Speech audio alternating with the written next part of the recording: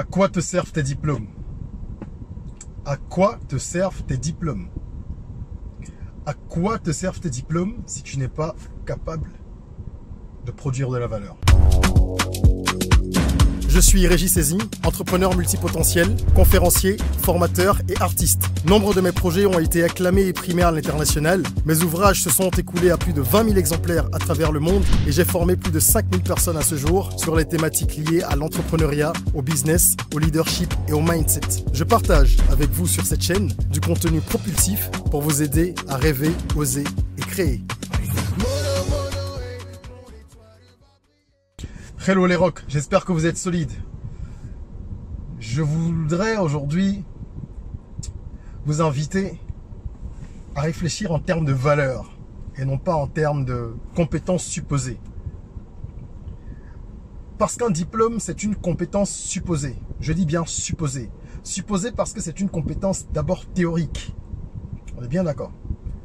Mis à part les cas de formation professionnelle, pour quelqu'un qui fait par exemple de la menuiserie ou qui a un diplôme en couture, là on sait que c'est de la pratique. Mais de façon générale, dans l'enseignement académique classique, les gens ont des licences, des masters, des doctorats, et ils ont du mal à gagner leur vie. À quoi ça sert d'avoir un diplôme, de le scander partout, et surtout de se plaindre, parce qu'il y en a beaucoup qui se plaignent de ne pas avoir de travail, de ne pas en trouver, ou de ne pas avoir un travail à la hauteur de leur valeur. Mais ils ne disent pas valeur, eux ils disent diplôme. L'erreur se situe là. Le diplôme ne justifie pas votre valeur. C'est une valeur supposée que vous devez prouver. Prouver à un employeur ou prouver à des clients, à des partenaires si vous êtes à votre compte. Moi je ne connais pas beaucoup de gens qui, en tout cas dans mon entourage, qui aujourd'hui gagnent leur vie sur la base exclusive des diplômes qu'ils ont obtenus. Je dis bien sur la base exclusive. Ça veut dire tout simplement que le diplôme peut être utile parce que vous avez acquis certaines compétences, mais ça ne justifie pas, le diplôme ne justifie pas à lui seul la valeur que vous avez en tant qu'agent économique, en tant que producteur de valeur, quelle que soit votre place dans la chaîne de la production de valeur sur le marché du travail. Que vous soyez entrepreneur, que vous soyez cadre, que vous soyez, je sais pas moi, fonctionnaire ou fonctionnaire, peu importe.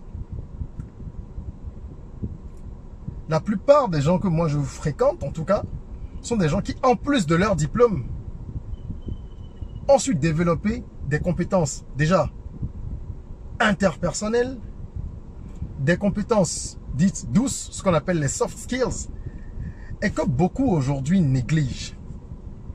Ben, on aura le temps de reparler des soft skills dans d'autres vidéos.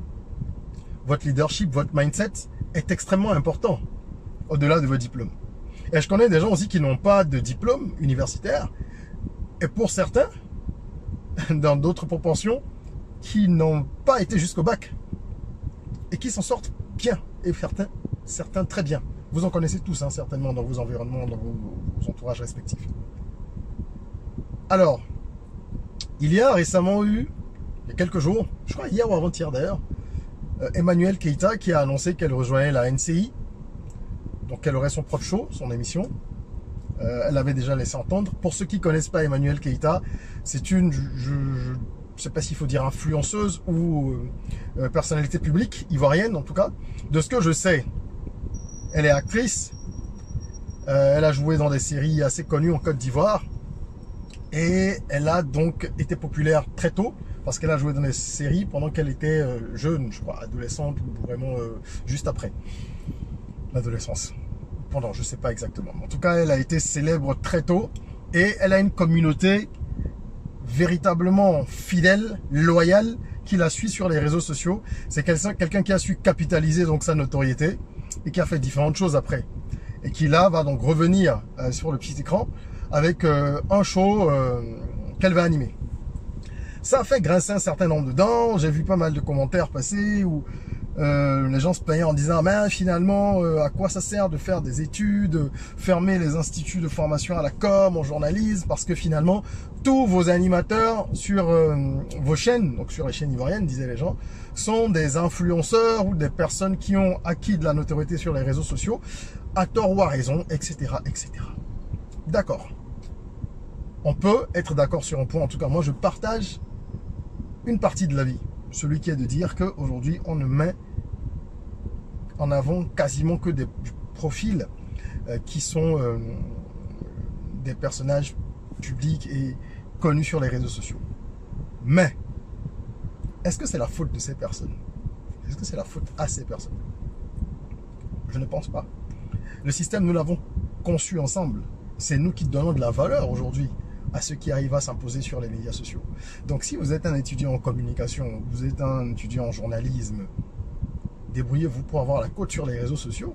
Ou si vous avez véritablement de la valeur au-delà de ce que quelqu'un peut amener. Parce que quelqu'un qui est connu sur les réseaux sociaux, c'est quelqu'un qui amène de la valeur. Comment? Cette personne, que l'on l'aime ou qu'on la déteste, cette personne va permettre à une chaîne de faire de l'audimat. Parce qu'elle va ramener toute sa communauté à la télévision. C'est ce qu'on a vu avec d'autres influenceurs ou influenceurs qui ont déjà leur propre show. Ben oui. Et que veut un patron de chaîne? Ben il a besoin de faire de l'audience.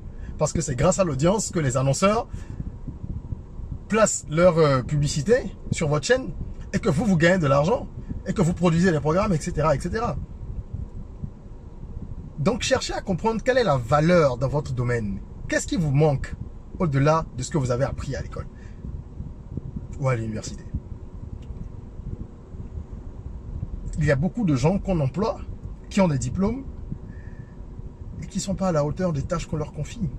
Même sur des sujets techniques, que ce soit en comptabilité, que ce soit en ressources humaines, que ce soit en communication, en marketing, il y en a plein, tout plein. Je suis entrepreneur, je sais de quoi je vous parle. Donc, se baser sur un diplôme exclusivement, ce n'est pas suffisant.